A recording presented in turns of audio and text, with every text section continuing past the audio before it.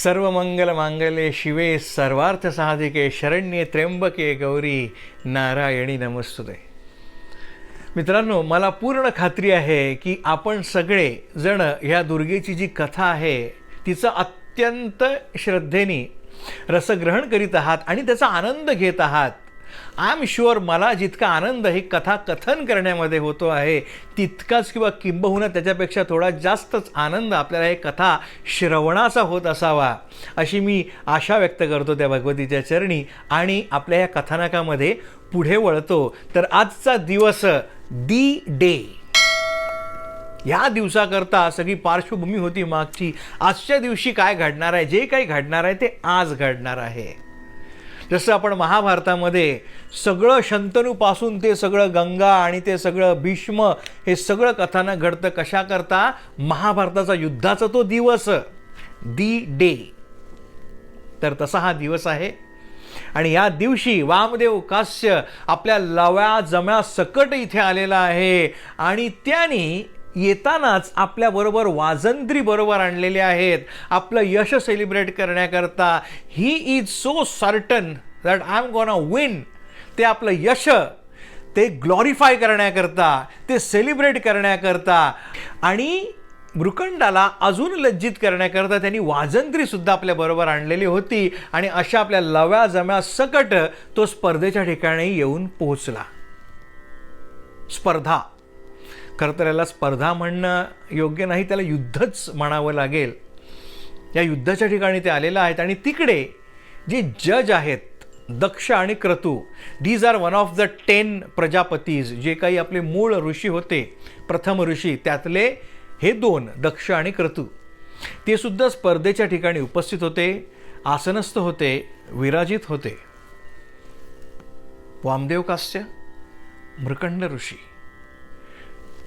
असा कॅमेरा आपण पॅन करूया त्या सगळ्या स्पर्धेच्या ठिकाणी अँड यू रिअलाइज अनसुया माता नोव्हेअर टू बी सीन. ती कुठेच नाहीये.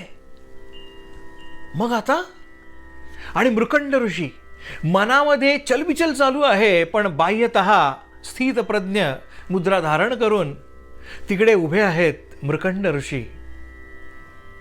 आणि मग आता हे 2 पक्ष जे आहेत ते एकमेकांसमोर उभे राहिलेले असताना दक्ष आणि क्रतू आज्ञा करतात की प्रथम वामदेव कास्याने आव्हान द्यावं, प्रश्न विचारावा. का? कारण वयाने मृकंड ऋषींपेक्षा वामदेव कास्य ज्येष्ठ होते. त्याच्यामुळे ही gets the first opportunity to put up a challenge. आणि मग हा वामदेव कास्य जो आहे तो टपलेलाच आहे. तो आपल्या सर्व सिद्धींचा वापर या ठिकाणी करणार आहे. The best of the best weapons he has, he is gonna bring it forward. आणि तो तेच करतो. आणि मृकंड ऋषींना एक अत्यंत दुर्गम टास्क देतो. स्पर्धेच्या ठिकाणी समोर एक पर्वत असतो.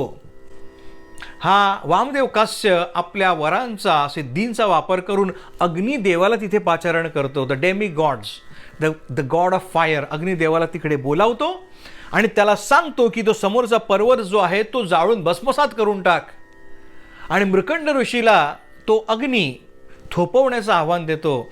त्या आगीमध्ये भस्मसात होण्यापासून तो पर्वत वाचवण्याचं आव्हान देतो.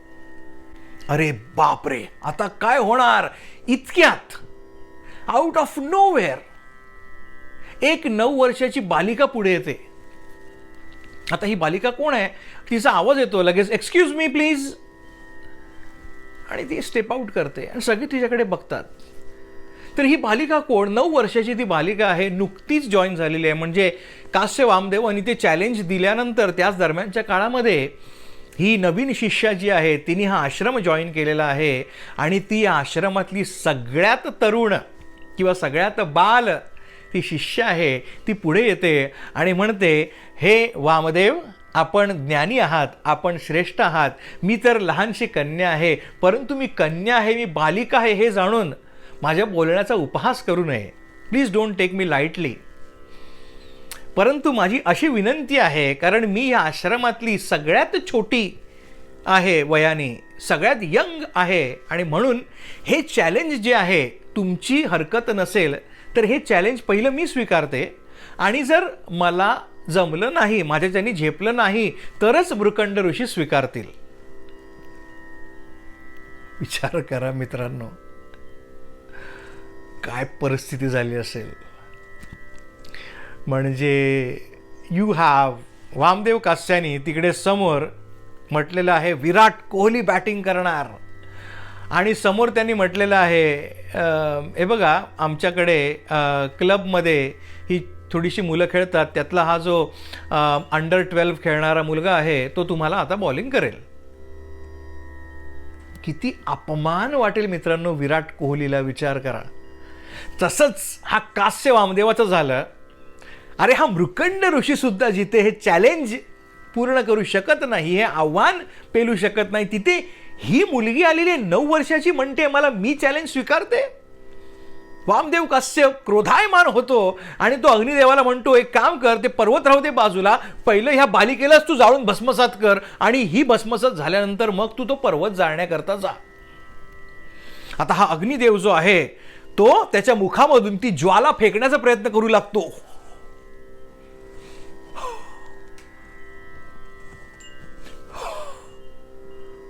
परंतु घडतं काय, कितीही प्रयत्न केला तरी त्याच्या मुखातून ज्वालाच बाहेर येत नाही.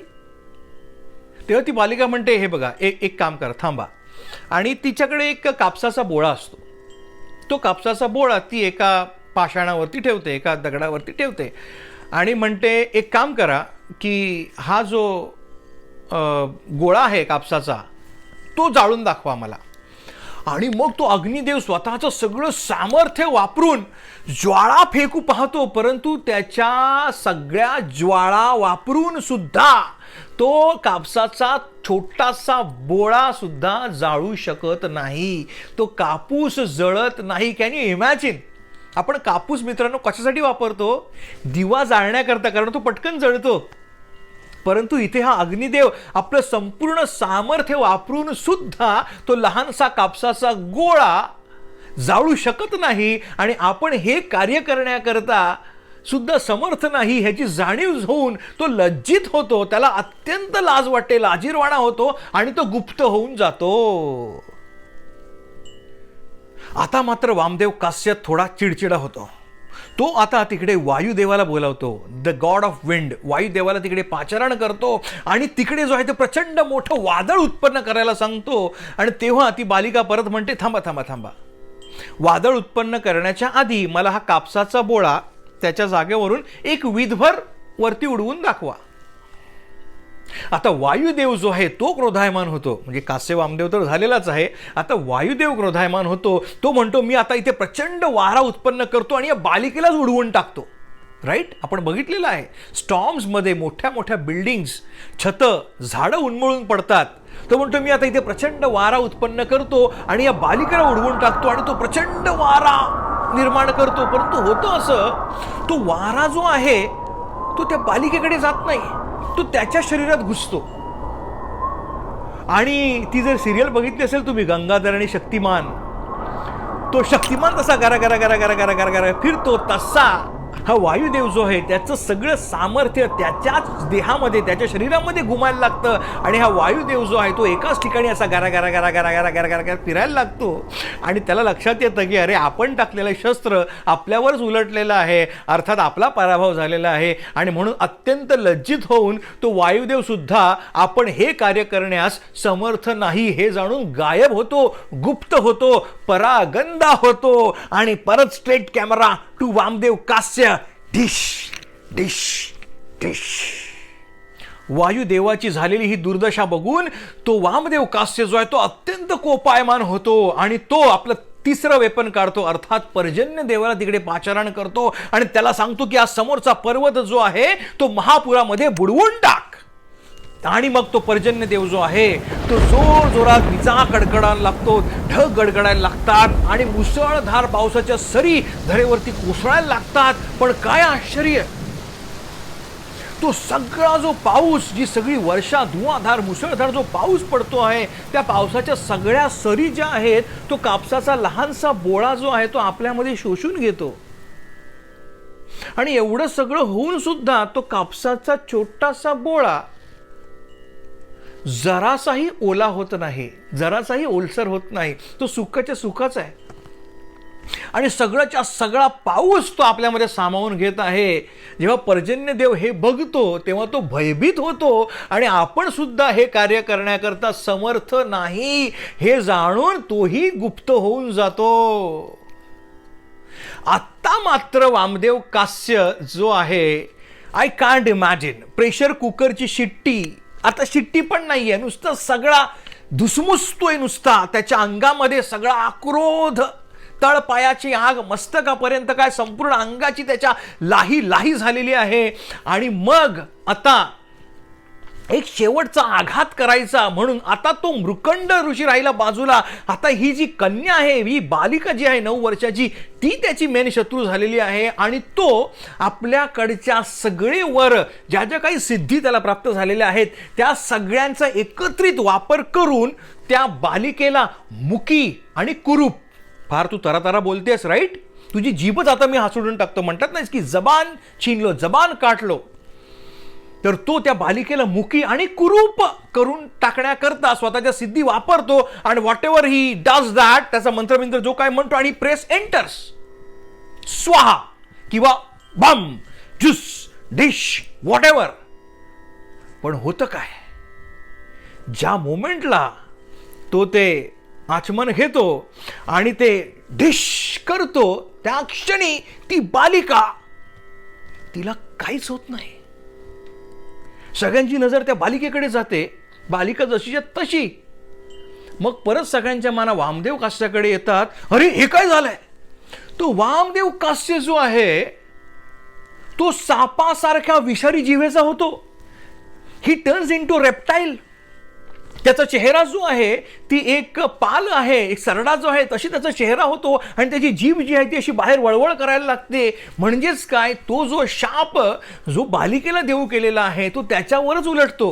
हिंदी मूव्हीजमध्ये किंवा वेब सिरीजमध्ये दाखवतात राईट, तो देसी कट्टा तो असा गोळी झाडतो आणि तो बॅकफायर होतो आणि ती गोळी स्वतःलाच लागते, समोरच्याला लागत नाही आणि हात जो आहे तो जखमी होतो, रक्तबंबाळ होतो. तशी परिस्थिती या वामदेव कास्याची झाली.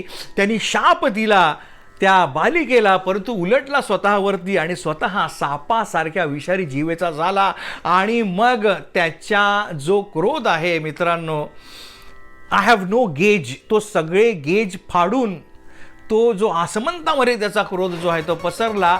आणि असा हा सापासारख्या विषारी जिव्हेचा जो वामदेव कास्य आहे तो अत्यंत पराभूत, दुःखी आणि क्रोधायमान होऊन एक प्रतिज्ञा उच्चारतो. काय, मी पूर्णपणे जाणलेलं आहे की हे सगळं त्या चंडिकेचं आणि तिच्या पुत्राचं महाविष्णूचं कार्य आहे. इथून पुढे मी या दोघांच्याही कार्याला आणि मार्गाला विरोध करणारा एक अत्यंत सशक्त, सबल आणि घोर संप्रदाय निर्माण करेन. आणि ज्या ज्या तत्वांना या चंडिकेचे आणि महाविष्णूचे उपासक अशुभ मानतात त्यांनाच मी मूल तत्व मानून एक घोर उपासना मार्ग निर्माण करेन. आणि माझ्या या उपासना मार्गाचं नाव वामाचार पंथ असेल. आणि एक ना एक दिवस हा देवयान पंथ जो आहे तो आम्ही या पृथ्वीवरून संपूर्णपणे मुळा सकड उखडून टाकू अशी मी प्रतिज्ञा घेत आहे.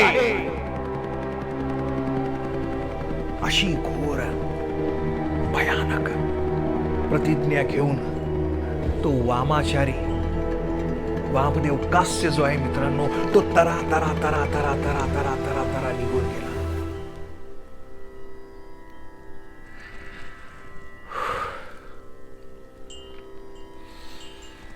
I'll give you a little break to catch your breath.